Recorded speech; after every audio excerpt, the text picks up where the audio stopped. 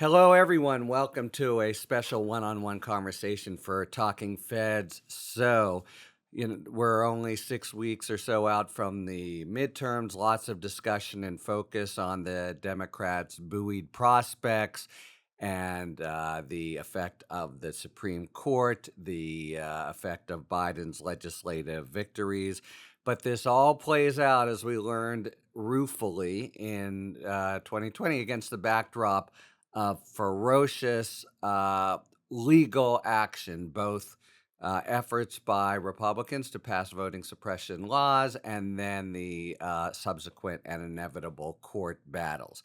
And so in 2020, as the Republicans lost 60 straight cases, the cry went out repeatedly and relentlessly, "Get me Marc Elias! Get me Marc Elias!" who is, I think, without doubt, the premier election lawyer in the country. He was for many years at Perkins Coie, and during that stretch was general counsel for John Kerry in 2004, sort of my boss's boss's boss's boss at the time, and then for Hillary Clinton in 2016. He, in 2021, formed his own offshoot that specializes in elections law, as he already did, but his own consortium, the Elias Law Group. That's a unduly long introduction for no surprises. We are really happy to have Marc Elias himself with us today. Marc, thanks for being here. Thanks for having me. So I'm hoping to talk to you 2 or 3 times between now and November just to get the lay of the land. Every time you check in, one hears about the relentless pace of voting restriction legislation, a really dramatically increased pace of Republican litigation, especially offensive litigation, some bad reversals in redistricting cases. It could be really pivotal. So, this is the sort of filter through which we need to be looking at everything. I was hoping just to get your sense of the lay of the land, what's keeping you busy from 6 a.m. to midnight, no doubt, and how it sort of is looking. Yeah, so look, I think you basically laid it out. We saw after 2020 um, Republicans not take a step back, but take a giant leap forward uh, in in pushing an anti-voting, voter suppression, and now election subversion agenda.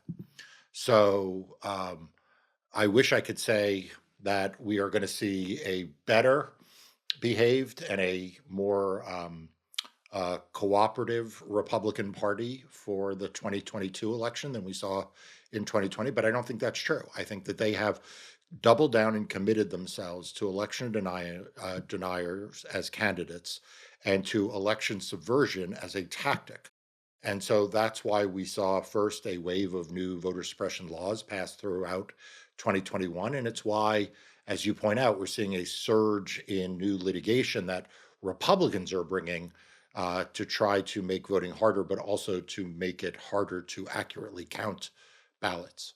And does it seem really to be, Marc, cohesive? There is a sort of brain trust somewhere at the RNC that is seeding these different actions around the country, or does it seem homegrown in the different jurisdictions? It's a really interesting question, and it's one that I'm very interested in myself. I think there is no question that there is a constellation of Republican voter suppression litigation organizations. And, I don't know whether they are all directly working together, but there's a lot of overlap between them. There's overlap in the personnel, there's overlap in the kind of cases they file. What I do think is interesting is that I'm not sure that it's led by the RNC. I'm not sure that the Republican Party is actually in a position to lead anymore. I think that they are more dragged along by some of the more extreme elements in the anti-voting community. Their claims were largely lousy, and I mean, you were masterful Not largely in pushing lousy; them they back. were Okay, entirely lousy. okay. So are you seeing? You had the sort of how many clowns can you fit in a Volkswagen kind of phenomenon of Sidney Powell, and I won't don't even have to name the names. Are you seeing this time around? Well, let's take it first. Let's separate out the litigation and the new laws passed. Are you seeing on the litigation front, clever, new, more challenging theories to try to defend some of these voter suppression measures? Yes and no. Um, I think there are some of the people in the clown car who are still driving around in circles. I think we just saw, for example, litigation in a couple of states to overturn the results of the 2020 election. That's right. It is Right, I know. now the Yeah, fall of right. 2022, and we are still seeing that clown Yeah. car go round and round. But I think we're also seeing a conservative movement that learned some from the ridiculous litigation following 2020, and are being more thoughtful in the way in which they are posing their cases now. So I think it's more dangerous than we saw in 2020. But More it's still dangerous. That's more that's a big dangerous. statement. Yeah. Can Yeah, you yeah. elaborate? Yeah, I think that the Republican Party and the conservative movement looked at the Sidney Powells and the Rudy Giuliani's and decided that for 2022 they're going to try to have a more coherent, albeit not meritorious, but a more coherent set of legal theories. So I'm sure you and your audience have heard a lot about the independent state legislature theory, which is a dangerous fringe theory that they've now managed to get up to the Supreme Court to hear, which would have a profoundly negative impact on democracy. So you're seeing more of that kind of litigation and less of the pure clown car litigation. Gotcha. And are is the risk for 2022? I know that the Republicans seem to have been ahead of the game in sort of finding candidates at these critical local levels for obscure or previously obscure positions. But if they're successful now in getting election deniers in, will those people immediately be able to put their thumbs on the scales, or is it a 2 year at least agenda where you need to elect them now and then they can try to sway the results come 2024? Yeah, so I think it's a little bit of both, right? So at the elected level, it's a 2-year agenda, right? If they get someone in office in this November, they take office and then they'll be in place for 2024. But don't underestimate the amount of energy and effort that the election denier, big lie community had put into placing at the hyper local level. These are oftentimes not elected positions, these are just volunteers or appointed positions. And those people are in place. We're seeing this kind of grassroots surge by the Steve Bannons of the world to try to infiltrate the local election apparatus for 2022 to try to undermine free and fair elections. Can we talk a little bit about redistricting? There's been, two or three really bitter losses that I think have potential to be hugely consequential in the most hard fought kind of toss up states. What's the lay of the land there? Yeah. So first of all, I think people need to look at the landscape of redistricting through a multi-year lens.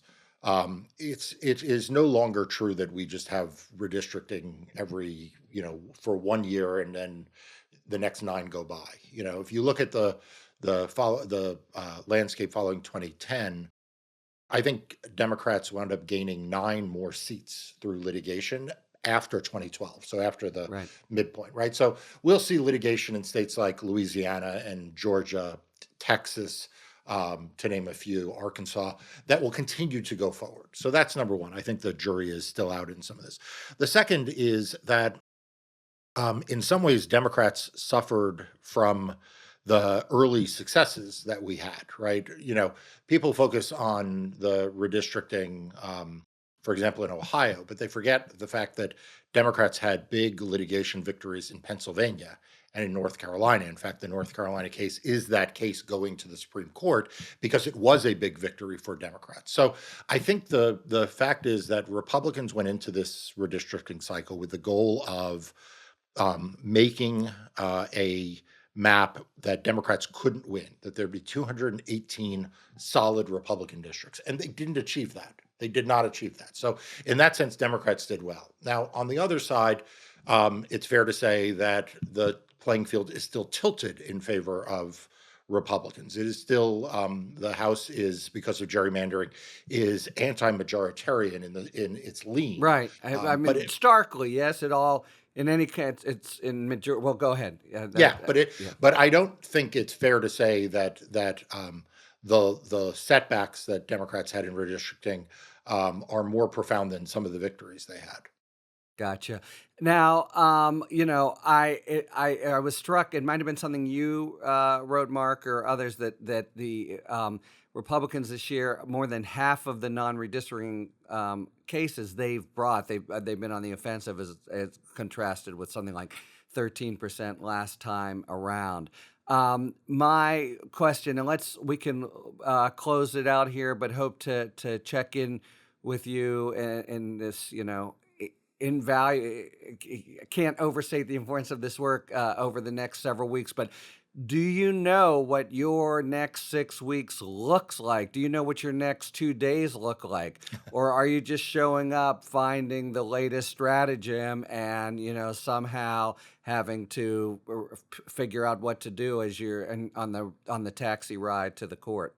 Yeah, so I have a better sense of the next 6 weeks actually than I do the next 2 days, right? I have some sense just based on having done this for a number of years, what the trajectory will look like. We will see Republicans continue to litigate to try to make voting harder, and we will see Republicans try to obstruct the orderly administration of elections at the state and local level. We're seeing that with these frivolous FOIA requests that they're making, with the mass voter challenge programs they're running around the country.